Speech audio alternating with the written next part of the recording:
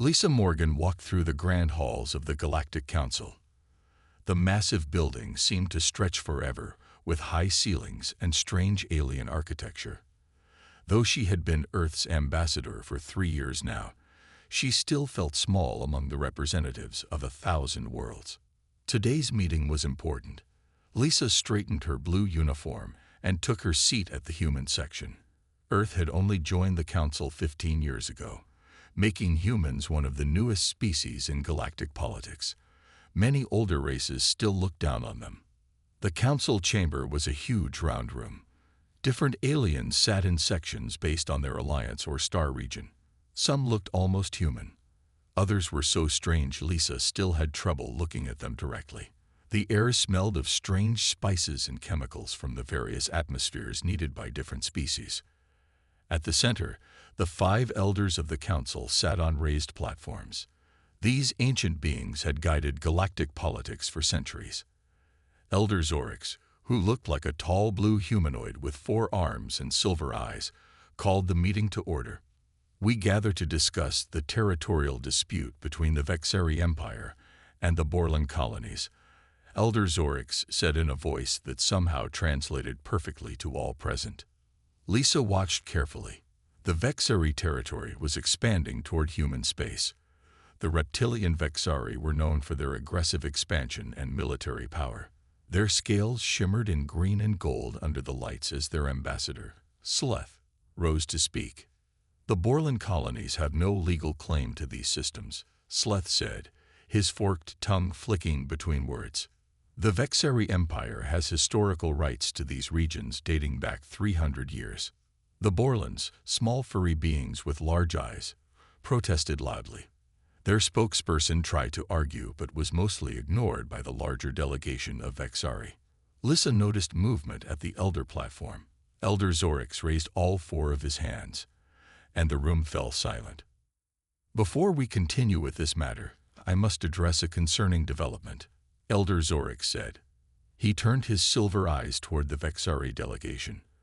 Our monitors have detected significant Vexari fleet movements near human space. The chamber went quiet. Lisa sat up straighter, surprised by this announcement. We strongly advise against any provocations toward the humans, Elder Zorix continued, his voice grave. Sleth, the Vexeri ambassador, made a sound that seemed like laughter. His scales rattled slightly as he shook.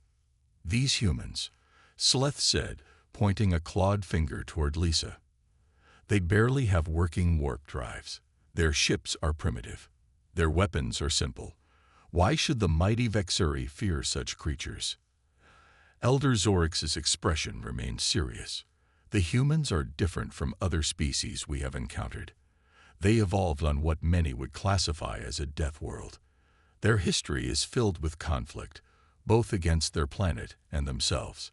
Their capacity for violence and innovation when threatened is remarkable. The Vexeri delegation exchanged amused glances. Sleth flicked his tail in a gesture Lisa had learned was disrespectful. Perhaps the Council has grown too cautious in its old age, Sleth said. The Vexeri fear no species, especially not soft-skinned mammals who have barely left their home system. After the meeting ended, Lisa approached Elder Zorix in the hallway. She was curious about his warning. Elder Zorix, I appreciate your concern for human safety, she said. But I assure you, we are capable of protecting ourselves. Elder Zorix looked at her with ancient eyes that seemed to see through her. It was not for your safety that I spoke, Ambassador Morgan, he said quietly. It was for theirs. Lisa stood silently as Elder Zorix walked away. His words sent a chill down her spine. She took out her communicator and called Earth Defense Command. They needed to know about the Vexeri fleet movements. She had a feeling that something bad was about to happen. As she walked back to the human embassy, Lisa noticed several alien representatives watching her with new interest. The Council warning had drawn attention. Some looked curious, others concerned. A few seemed afraid. Lisa wondered what stories these ancient races had heard about humans that made even Elder Zorix cautious. Whatever was coming, Earth needed to be ready. Captain Alan Powell stood on the bridge of the Earth defense vessel Defiant. The ship hummed quietly around him as it patrolled the edge of human space. Through the large front window, stars shone against the blackness. This was his 5th year as captain, and he still loved the view. Alan had fought in the Mars conflict 10 years ago. That war between Earth colonies had taught him that fighting should always be the last choice. Now he commanded a crew of 120 people, all trained for exploration and diplomacy. The Defiant carried weapons too, but only for defense. "Captain, I'm picking up something strange," said Lieutenant Kate Simmons from her station. Her fingers moved quickly over the glowing control panel. 3 large ships approaching our border near Proxima Centauri colony. Ellen walked to her station and looked at her screen. "Can you identify them?" Kate shook her head. "No matches in our database. But they're big, sir. Each one is at least twice the size of the Defiant." "Open communications," Alan ordered, straightening his dark blue uniform. "Let's welcome them properly." Lieutenant Jack Martinez at the communications station pressed several buttons. "Channel open, Captain." Alan cleared his throat. "Attention, unknown vessels. This is Captain Alan Powell of the Earth defense vessel Defiant. You are approaching human space. We welcome peaceful contact. Please identify yourselves." The response came seconds later, but not as words. A bright flash of light appeared on the main screen as energy weapons fired at the Defiant. Evasive action. Alan shouted as the ship rocked from near misses. "Shields up." The crew moved with practiced speed. The Defiant turned sharply, avoiding the worst of the attack. 3 Vexari warships, Captain, Kate reported, her voice steady despite the danger. They were hiding behind some kind of cloaking technology. Another blast hit the ship. Lights flickered across the bridge. Alan grabbed his chair to stay standing. "Damage report," he ordered. "Minor damage to decks 3 and 4, reported Chief Engineer Sam Wright over the comm system. Shields holding at 80%. Jack Martinez looked up from his station. "Captain, I've intercepted a transmission between the Vexari ships. Translating now." A harsh reptilian voice filled the bridge. "These humans will make excellent prey. Take their ship intact if possible. Their technology may be primitive, but their biology might be useful for our experiments." Alan's face hardened. His brown eyes narrowed as he looked at the enemy ships on the screen. "They want to hunt us. Well, they picked the wrong species to mess with." He pressed a button on his chair. "All crew, battle stations. This is not a drill." Then he turned to his communications officer. "Jack, send an emergency signal to command. Tell them we are under unprovoked attack by Vexari forces." "Yes, sir," Jack replied, typing quickly. "Weapons status?" Alan asked. "All defensive systems ready, Captain," replied Weapons Officer Greg Foster. "Laser arrays charged. Missile tubes 1 through 6 loaded and ready."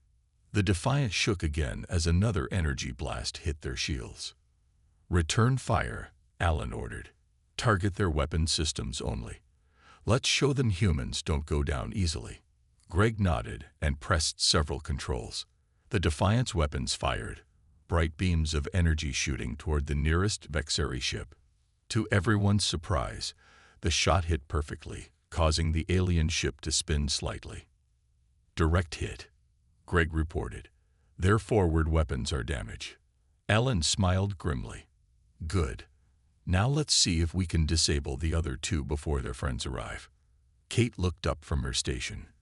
"Captain, the Vexari ships are changing formation. They seem surprised that we fought back. They thought we would be easy prey," Alan said. "Time to teach them otherwise. Navigator, prepare for attack pattern Delta. We're going to split their formation." As the Defiant moved to engage the Vexari ships, Alan thought about Elder Zorix's warning that Lisa Morgan had shared with Earth Command. The Elder had been right about the Vexari's intentions. Now they would learn why provoking humans was a bad idea. The battle had just begun, and help was hours away. But Alan had faith in his ship and crew. The Vexari wanted to hunt humans. They were about to discover that sometimes the prey fights back. General Eric Daniels rushed through the hallways of Earth Defense Command in Washington. His uniform was perfectly pressed despite the early hour. When the emergency signal from the Defiant had arrived, he had been asleep. Now, sleep was the last thing on his mind. He entered the large command center where dozens of officers worked at screens showing maps of space. On the main screen was Captain Powell's last transmission before it was cut off. "Get me the Joint Chiefs," Eric ordered, "and connect me with President Wright immediately." Within minutes, the faces of military leaders appeared on screens around the room. President Olivia Wright's face was on the largest screen. Her gray hair was pulled back, and she looked serious. "General Daniels, what's the situation?" she asked. "Madam President, the Defiant is under attack by Vexari warships near Proxima Centauri. Captain Powell reports the attack was unprovoked. They fired without warning or communication." The president's expression darkened. "Casualties? Unknown at this time. We lost contact after the initial report, but the Defiant was holding its own despite being outnumbered." One of the Joint Chiefs, Admiral Joe Wilson, spoke up. "The Second Fleet can reach them in 6 hours. I've already put them on alert." "There's something else you should know," Eric added. "Our ambassador at the Galactic Council reports that the Vexari were specifically warned against provoking us. They chose to ignore that warning." President Wright was silent for a moment. "So this is a deliberate act of aggression, not a misunderstanding." "Yes, Madam President," Eric confirmed. "All evidence suggests they targeted our ship on purpose with hostile intent." The president's eyes narrowed. "Deploy the Second Fleet, but also activate Protocol Olympus." A hush fell over the command center. Several officers exchanged nervous glances. Admiral Wilson cleared his throat. "Madam President, are you certain?" "Protocol Olympus is a significant escalation." Protocol Olympus was a contingency plan created after humanity discovered alien life. Many had called it excessive and paranoid. It had never been activated before. The Vexari attacked an Earth vessel after being specifically warned not to provoke us, President Wright said firmly. "If they want to test humanity, they'll learn exactly what we're capable of when threatened. Activate the protocol." Eric nodded and entered his authorization code into the computer. "Protocol Olympus activated, Madam President." Across Earth and human colonies, a chain reaction began. Manufacturing centers received new orders, shifting to produce military equipment. Military reserves were called up. And deep in the asteroid belt, hidden shipyards powered up, revealing vessels that had never been shown to the Galactic Council. In a secret facility under the Pacific Ocean, Dr. Linda Ortiz received the alert. She looked at her team of scientists and engineers. "It's time," she said simply. They all understood what that meant. Years of theoretical work were about to become reality. Back at Earth Defense Command, Eric received a new transmission. "General, we're receiving a communication from the Defiant. Audio only, badly damaged." "Put it through," Eric ordered. Captain Powell's voice came through, broken by static. "Command, holding position. Disabled 1 Vexari ship. The other 2 are. Need reinforcements. More Vexari ships detected approaching our position." Then the transmission cut off. Eric turned to President Wright. "The Defiant is still fighting, but they won't last long against reinforcements." The president's face was grim but determined. "How soon can our nearest special asset reach them?" Eric checked the secure terminal only he could access. "The EDV Valiant and her group can be there in 40 minutes. Send them, and make sure they understand their orders. The Vexari started this. We'll finish it." As the command center burst into activity, Eric thought about the Vexari. They had clearly believed humans would be easy targets. They thought humanity's ships were primitive and their weapons weak. They were about to learn how wrong they were. Humanity had prepared for this day ever since they learned they weren't alone in the universe. The Vexeri had no idea what they had just unleashed. Captain Alan Powell wiped blood from his forehead as the Defiant shook from another hit. Warning lights flashed across the bridge. Smoke filled the air from a small fire that had been put out minutes ago. "Status report," he called, his voice steady despite the chaos. Lieutenant Kate Simmons looked up from her damaged console. "We've disabled one Vexeri ship, Captain. The other two are still attacking, but our countermeasures are making it hard for them to get a clean shot." The ship rocked again. More warning lights came on. "Hull breach on Deck 4, reported Chief Engineer Sam Wright over the comm. "Emergency shields in place, but we can't take much more of this." Alan gripped his chair as the ship made a sharp turn to avoid enemy fire. "Navigation, keep us moving. Don't let them predict our path." "Sir," Jack Martinez called from communications. "Medical reports 12 injured, 3 critical." Alan nodded grimly. They had been fighting for nearly an hour, using every trick and tactic they knew. The Defiant was holding her own against superior numbers, but they couldn't keep this up forever. Kate's eyes widened as she looked at her screen. "Captain, I'm detecting 5 more Vexeri warships entering the area." The bridge crew fell silent. Everyone knew what that meant. "We can't outrun them all, Captain," Navigator Susan Kelly said quietly. Alan stood up, his face resolute. "Then we stand and fight. Arm all nuclear torpedoes. If we're going down, we're taking them with us." Greg Foster at Weapons nodded and began the arming sequence. The Defiant turned to face the approaching Vexeri fleet. The damaged ship still had fight left in her, and so did her crew. Then, something unexpected happened. Space itself seemed to tear open about 1,000 kilometers away. A swirling blue portal appeared where empty space had been moments before. "Unknown spatial distortion detected," Kate reported, her voice tense. "Nothing like Vexeri technology." "More enemies?" Alan asked. Before Kate could answer, massive ships emerged from the portal, human ships, but unlike any that had been seen publicly. They were sleek, dark, and clearly built for war. Leading them was a vessel at least 3 times the size of the Defiant, with EDV Valiant visible on its hull. A communication came through, clear despite the battle damage to their systems. "Captain Powell, this is Admiral Nathan Chen of the EDV Valiant. Sorry we're late to the party. The Second Fleet was too far out, so they sent us instead." Alan blinked in surprise. "Admiral, what squadron is this? I don't recognize the ship classes." There was a slight pause before Admiral Chen replied. "That's because they don't officially exist, Captain. We're Black Fleet. Now get your wounded to safety. We'll handle this from here." The new human vessels moved with incredible speed and precision. Their weapons fired, cutting through Vexeri shields like they weren't even there. Admiral Chen's voice broadcast on all frequencies. "Attention Vexeri vessels. You have attacked a human ship without provocation. You will surrender immediately or be destroyed."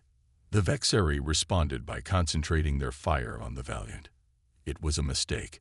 The ship's shields glowed briefly, but showed no signs of damage. The human ships moved in perfect coordination, as if they shared one mind. Their counterattack was swift and devastating. Within minutes, 3 more Vexeri ships were disabled, their engines and weapons destroyed with surgical precision. From the bridge of the damaged Defiant, Alan and his crew watched in amazement. "I had no idea we had ships like that," Susan whispered. "None of us did," Alan replied. "I think that was the point." The remaining Vexeri ships attempted to retreat, but the human vessels were faster. They surrounded the aliens, cutting off all escape routes. "Captain," Jack called from communications, "Admiral Chen is requesting permission to send medical teams and repair crews to the Defiant." Alan nodded, still watching the battle, or rather, the one-sided demonstration of force, happening before them. Permission granted.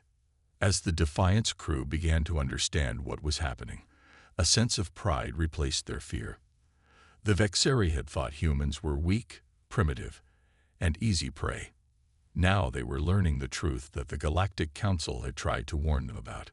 Humanity had been preparing for this day for a long time. The Vexari Supreme Commander Drexnar stared at the battle reports in disbelief. His scaled hands trembled slightly as he read the data again. It couldn't be right. His elite hunting fleet had been defeated by humans. Impossible. This must be a mistake, he hissed, his forked tongue flicking between his sharp teeth. How could our ships be defeated so easily? The military advisor standing before him kept his head bowed.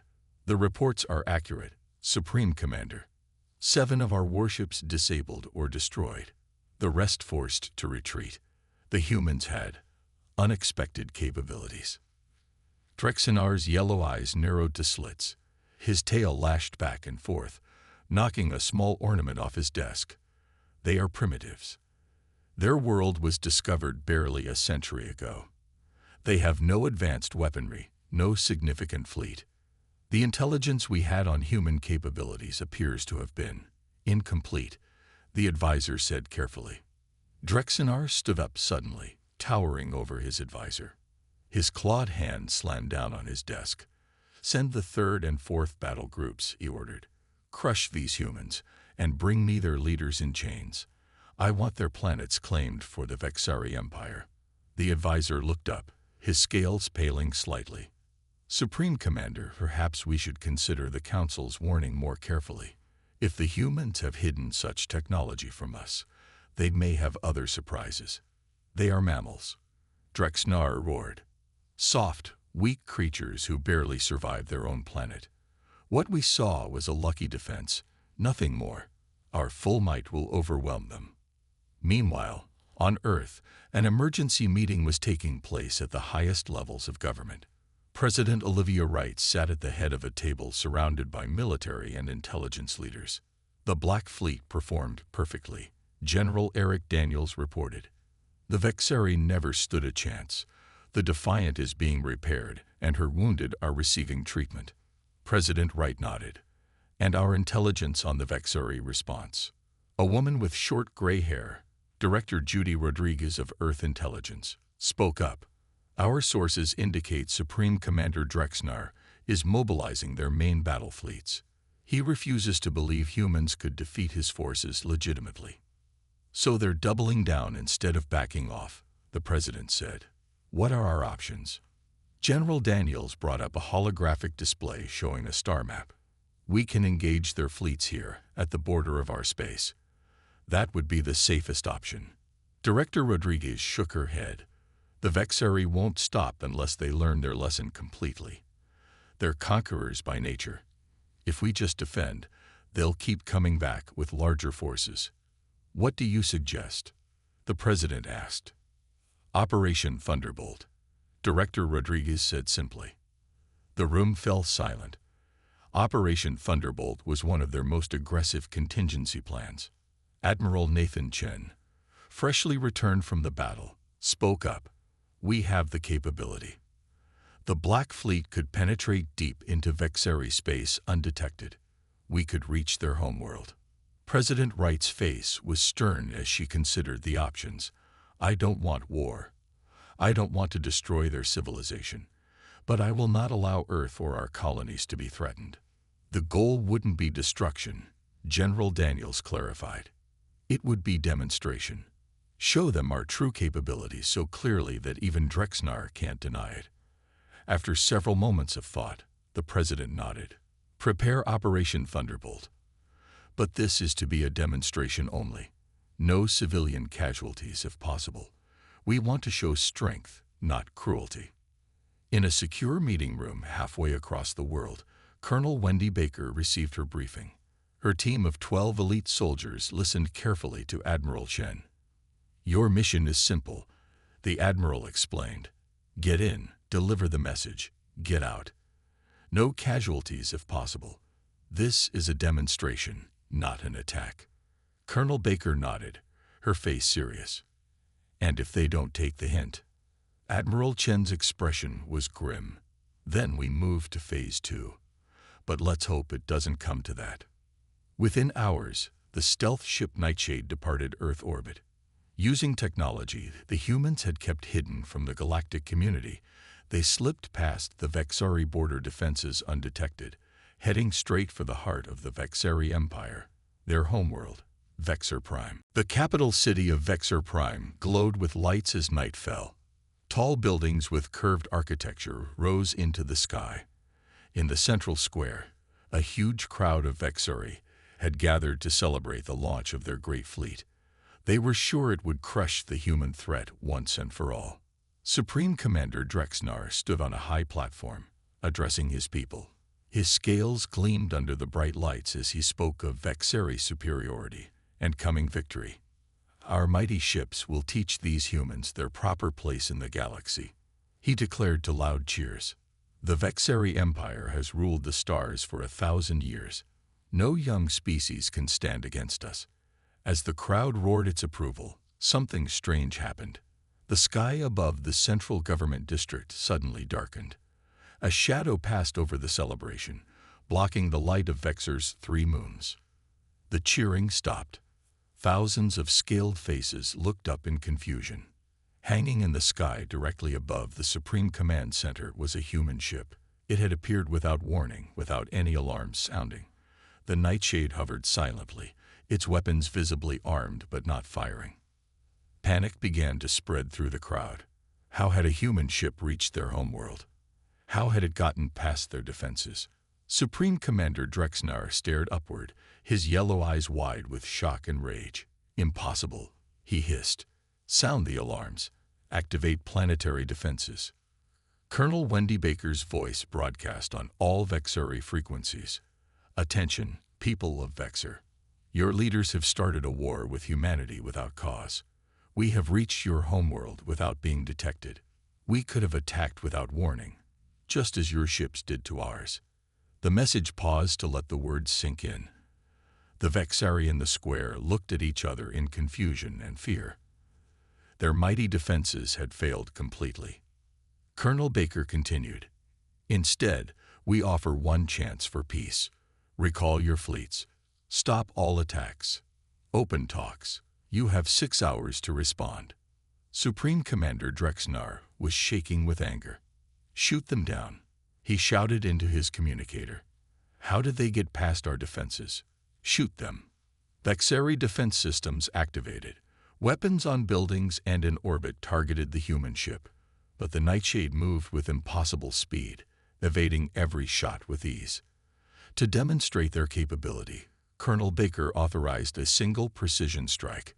A small object dropped from the Nightshade, falling toward an empty area outside the capital. When it hit, the ground shook. A flash of light brightened the night sky. When it faded, a crater half a kilometer wide was visible where flat land had been before. That was not a weapon. Baker's transmission continued. That was a warning. You have 6 hours to respond. Then the Nightshade vanished from sight, reappearing moments later in orbit around one of Vexar's moons, waiting. On the Vexari homeworld, panic spread among the leadership. Their best sensors hadn't detected the human ship until it chose to be seen. Their weapons couldn't lock onto it. And the demonstration strike had shown power beyond what any Vexari had believed humans possessed. In the Supreme Command Center, Drexnar called an emergency meeting of his war council. "How is this possible?" demanded one general, his scales pale with fear. "Our intelligence said the humans had no such technology. They must have been hiding their true capabilities," said another. "But why? For how long?" Drexnar paced back and forth, his tail lashing in agitation. "It doesn't matter. We cannot show weakness. If we surrender to their demands, the Vexari Empire will look weak." An older counselor spoke up. "Perhaps the Galactic Council was right to warn us about the humans. If they can reach our homeworld so easily, what else can they do?" Drexnar snarled at the counselor. "You speak of fear. The Vexari do not fear anyone." As the arguments continued, the citizens of Vexar Prime looked to the sky with new eyes. The humans they had dismissed as weak had just proven themselves to be far more dangerous than anyone had imagined. And the 6-hour countdown had already begun. The Galactic Council chamber was filled with tense voices. News of the human ship appearing over the Vexari homeworld had spread quickly. An emergency session had been called, with representatives from all major species present. The Vexari ambassador Sleth stood before the council, his scales duller than usual from stress. "The humans have violated our sovereignty," he shouted. "They threatened our homeworld with destruction. We demand the council take action against this aggression." Elder Zorix and the other council leaders listened quietly until Sleth finished. Then Ambassador Lisa Morgan of Earth was invited to speak. Lisa stood calmly, wearing her formal blue uniform. "Interesting," she said. "Ambassador Sleth neglected to mention that Vexari ships attacked one of our vessels without warning or provocation. They killed several of our people. Then they sent additional fleets with orders to attack our worlds." She paused, looking directly at Sleth. "Your Supreme Commander's exact words were, I believe, 'Crush these humans and bring me their leaders in chains.'" The council chamber fell completely silent. Sleth's yellow eyes widened. How could you know that?" he stammered. "Those orders were given in a secure room on our homeworld." "We have our methods," Lisa replied calmly. "Just as we had the capability to destroy your entire command structure, but chose not to. Humanity doesn't seek war, Ambassador. We never have. But we are very, very good at it when forced." Several council members murmured among themselves. Many looked at the humans with new respect, and some with fear. Elder Zorix raised all four of his hands for silence. "I warned the Vexari not to provoke the humans," he said, his ancient voice carrying across the chamber. "Their species has a unique history. They evolved on a planet that tried to kill them at every turn. They have fought more wars among themselves than most species have fought against external threats. When united against a common enemy, they are formidable." Sleth tried to interrupt, but their technology is far more advanced than what they've shared with the galactic community, Elder Zorix finished. "A wise precaution, given how often new species are exploited." Humanity learned caution from their own history. The other council members nodded in agreement. They understood now why humans had hidden their true capabilities. Lisa Morgan rose again. "The human team awaits a response from the Vexari leadership. We don't want war. We want respect and to be left in peace. The choice is yours." As the debate continued, a private message reached Lisa. She looked down at her small screen and frowned slightly. Outside the council chamber, Lisa met with Elder Zorix in a quiet hallway. "Supreme Commander Drexnar has 6 minutes left to respond to our ultimatum," she said.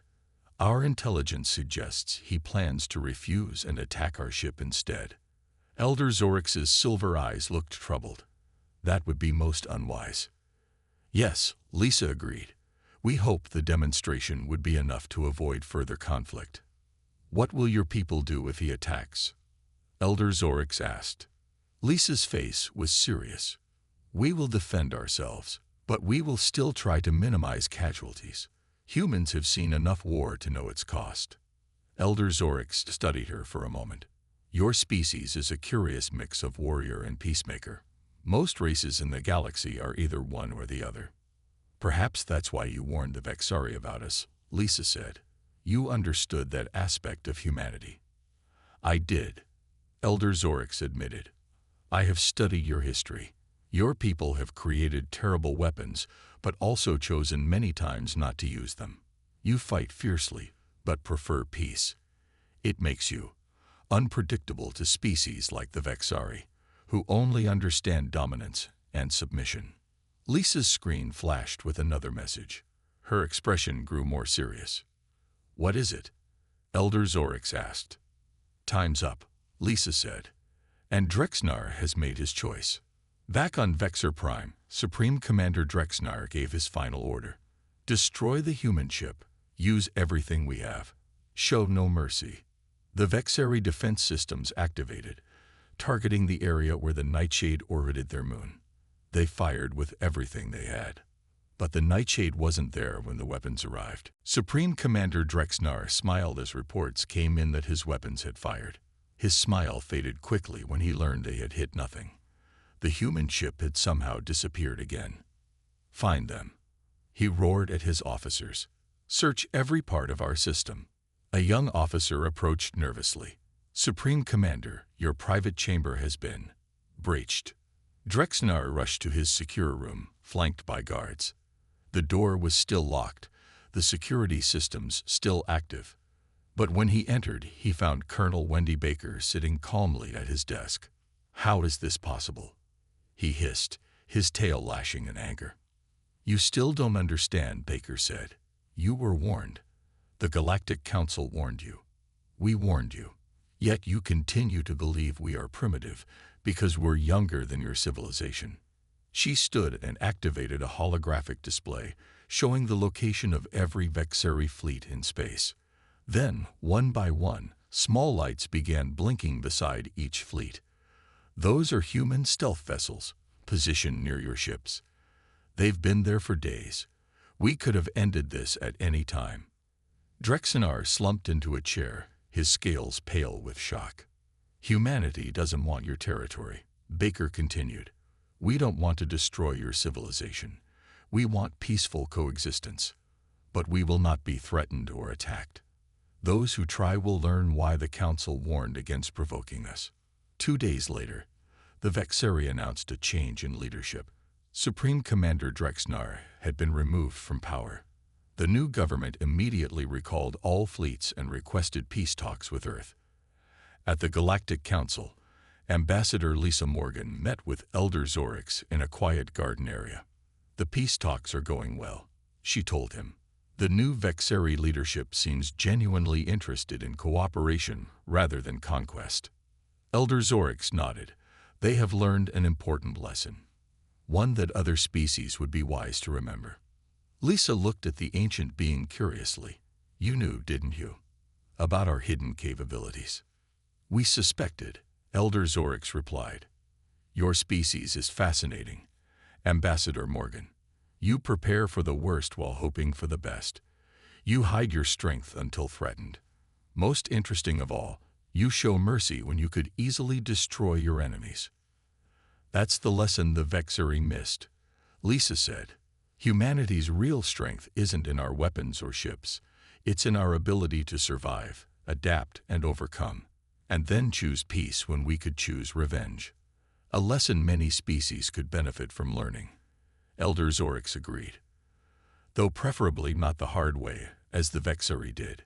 News of how quickly the mighty Vexeri had been humbled spread throughout the galaxy. Other species took note. The warnings about humanity were not exaggerations but understatements.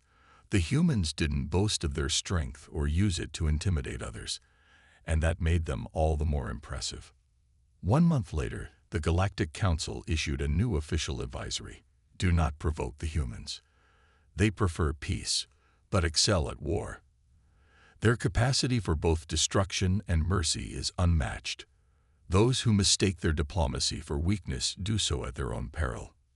This time, no one laughed.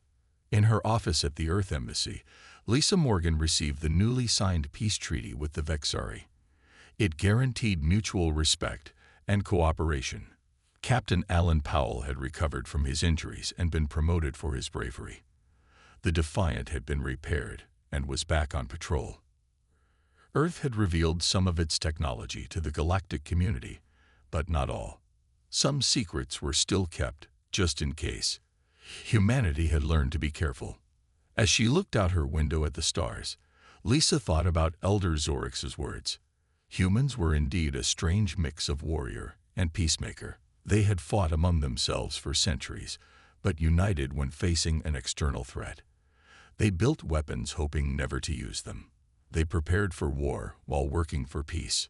Perhaps that was humanity's greatest strength, not their hidden fleets or advanced technology, but their complexity and determination. They had survived their deadly homeworld and their own violent history. They had reached the stars, and now the galaxy knew Earth was not to be taken lightly.